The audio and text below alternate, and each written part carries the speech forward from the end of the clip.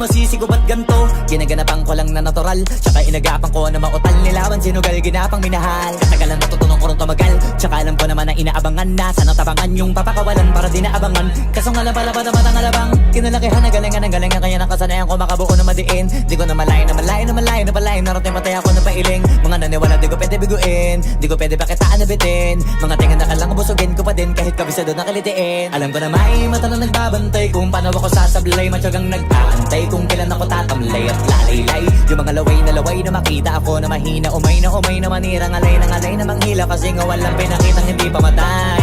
Na napasarap pag-rap, ang daming nagbago mula nung kilalanin ang tao. Daming nagtulak sa'kin, palaging maging ganado, palaging plakado, pag kumalaw palaging planado.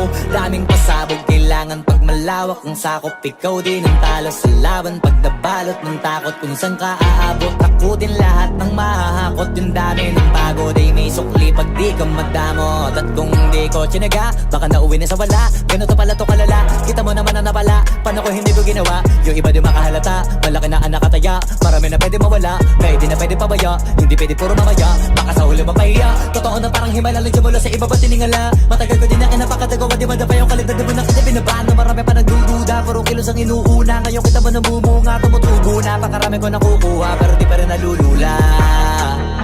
Tas sa ugali wala pa rin binago, tao pa rin pag umaharap sa tao.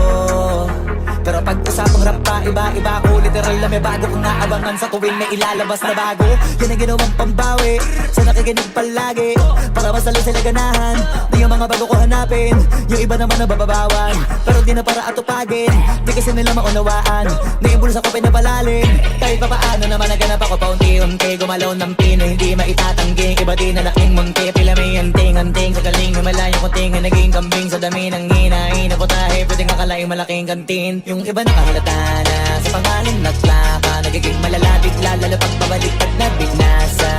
Pag gumagawa, ginagawa, magagawa, maiba lang ang lasa, para maipakita ko din na din ako gumagawa ng basta-basta. Ngayon lalo pang nananabik, kasi meron ang bumabalik. Gagawin ko pa rin ang gagawin. Ngayon saan pa kaya ko neto dadalhin? Subok to subok na yung lagi niyong sinusubok nun. Yung mga nanubok, yung ilong umusok, tsaka kumulutumbong.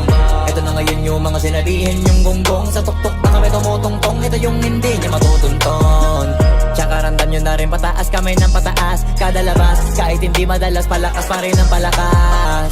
Sa amin na tong palabas, pabanas kaya nang mabanas. Pagkausap ang Pinas, pasok kami dyan, hindi na mapapalabas.